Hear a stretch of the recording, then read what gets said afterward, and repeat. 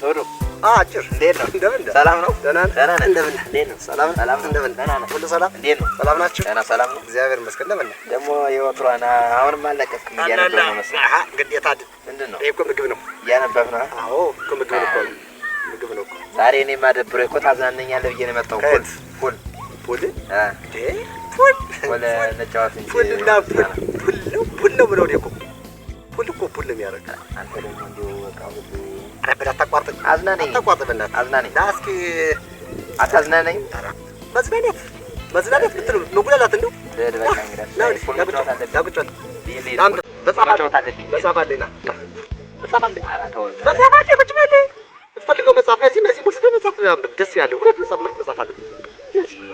አይ ችግር የለም አንድ ሆነም አንድ መጫወት የሚጨርሳለን። ቁጭ በል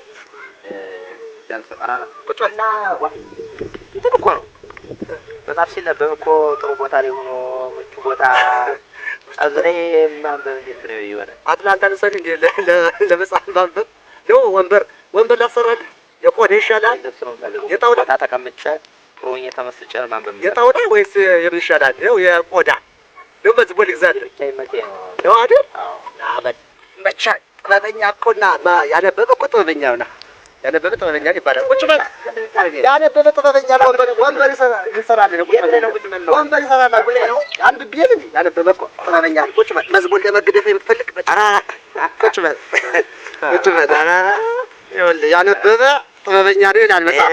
ማደሬ እንዳላደርገው እንጂ ጥበበኛ ነው ይላል። ያነበበ ጥበበኛ አንድ በል እስኪ እና ይሄን አልተመቸም አሁን ወንበሩ ተመችቶኛል። ይኸውልህ የማንበብ ምልክት እኮ ነው። ተመችቶኛል። ማንበብ የፈጠረው ነው።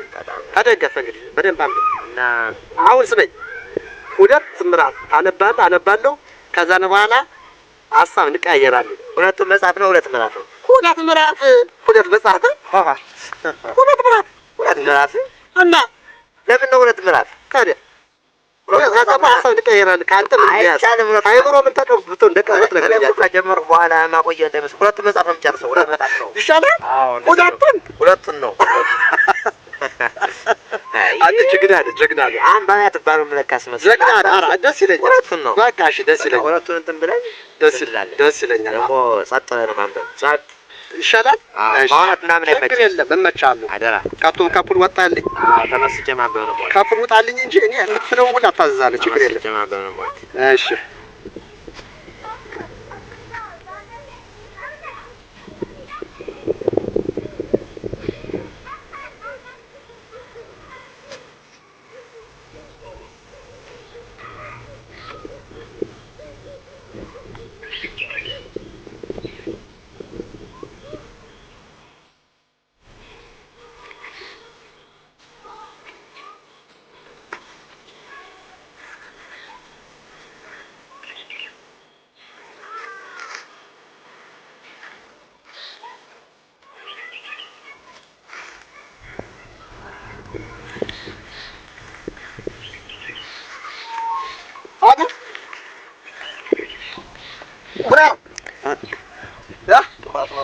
ምንድን ነው ክፋት ያመጣ? ጥፋት መተኝ ምንድን አነስ እንቅፋት መተኝ ያነበው እያልን ስትሯል ባንበል እንዴ? ምን አይነት ንባብ ይዤ ነበር ብናት ምን አይነት ሰው ነህ አንተ?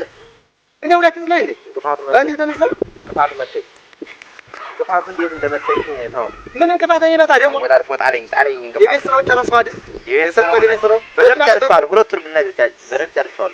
ኧረ በእናትህ እውነት በደንብ ዛሬ ግን አላስረዳም። ሌላ እናንተ የፑል ሰዎች የቤት ስራ አትጨርሱም። እናንተ ቤት አትሰሩ ጓዳ እንጂ ምን አይነት ሰው